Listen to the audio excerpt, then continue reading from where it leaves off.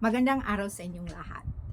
Feb 14 ngayon 2026. So, Happy Valentine's sa ating lahat mga palangga. Happy Hearts. So, Happy V-Day. So, ito mga palangga. Kailan lang in-interview si Alden. Live yun. Kung sinong ka-date niya sa Valentine's Day. Ito. Sabi niya mayroon na. Ay nako, alam nyo, may nagsigawan kasi siyempre live yun. Meron ding mga tamimi.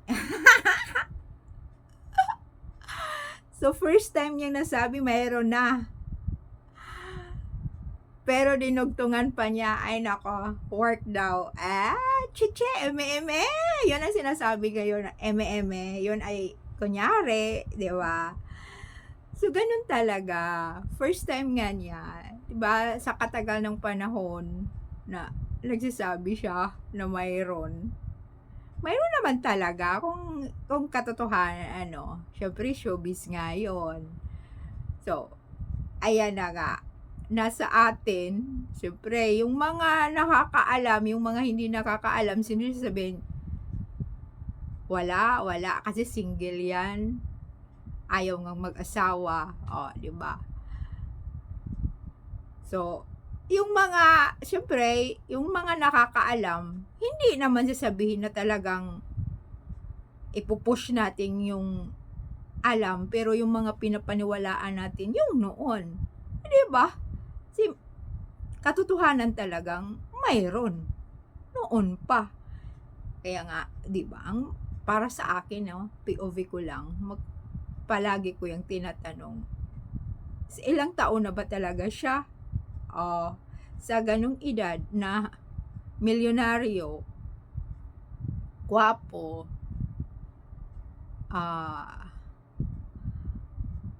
makadiyos, lahat nandyan sa kanya.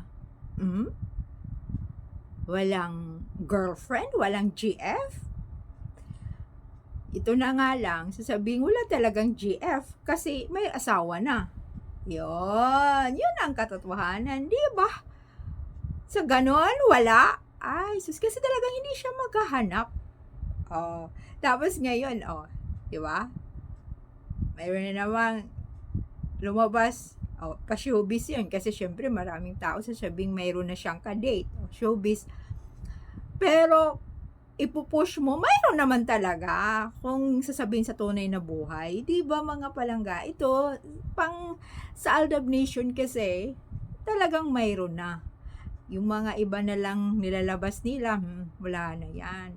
So, ang dami nga namang mga sibuyas kamabawang na inilabas. Ganun na nga lang yun para pang ano na lang yun. Di ba? Pang lahok-lahok na lang yung para sumarap yung pagkain. Parang sabihin na lang na, yun doon talaga paniwalaan mo na single siya. Wala siyang syuta. Showbiz talaga yun. Pero, ganun talaga sa showbiz. Di ba sasarapin para doon ka talaga, doon mo titikman. Pero walang katotohanan yun. Huwag kayong magpapadala. So, ang tunay talaga ng mga Aldab Nation na simula nagkaroon ng Aldab hanggang ngayon, nandito pa, panalo na kami. Panalo sa sama-sama tayong mananalo sa ending. Pero kung sa totoong buhay nag-end na sila, na talagang kinasal sila, secret married, may anak na, syempre sa showbiz, hindi yun sasabihin. Dahil hindi nga lahat ilalantad sa showbiz. Magtira ka sa sarili mo. Kaya, ayun na nga lang, talagang isisingit yun ni Alden na yung love life niya, yung kanyang puso or yung kanyang sariling pamilya, ikikip talaga niya yan. Kaya, talaga tuloy-tuloy pa rin ang laban natin mga palangga. Aldab pa rin. Hanggang dulo. Hanggang dulo talaga. Hanggang dulo na talagang aaminin. Yun na naman talaga ang inaantay ng Aldab Nation. Aaminin. Pero siyempre, mas maganda talaga aminin sa publiko. Diba? Para malaya. Sa bagay nga naman, talagang ayoon. Kung ilalantad mo or sa soon. Pero soon na, gaya nga ng ibang mga celebrities, diba? Yun sa nasabing walang anak. So, ilang years, dekada muna bago aaminin. So, ito na nga mga palangga. Siyempre, no, Valentine's Day ngayon. So, ang segment ng Itbulaga, siyempre, mayroong mga kapartners, ka-STD, syuta, mag-asawa. So, ito na nga, yung mga pahulaan sa HS Right ba yun? Napadaan na ako. So, si Minga doon ang host. Yung guest nila si Rocky Terra, alam mo yung si Rocky, yung isang DJ o kakapanganak lang, so hindi daw siya muna siyempre ano siya, maternity leave.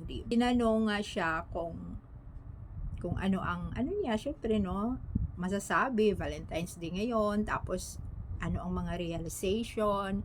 So, sabi pa nga niya, iba na talaga yung nanay. So, napifeel daw niya kasi yun na nga, yung nanay, yung isang ina, syempre, binubuntis ka for 9 months, tapos pag ilalabas ka, maldita ka, sumasagot lang. So, ang ano niya, ay nagsusuri daw talaga siya sa nanay niya. At iba daw talaga ang feelings pang nanay na malaki ang kaibahan.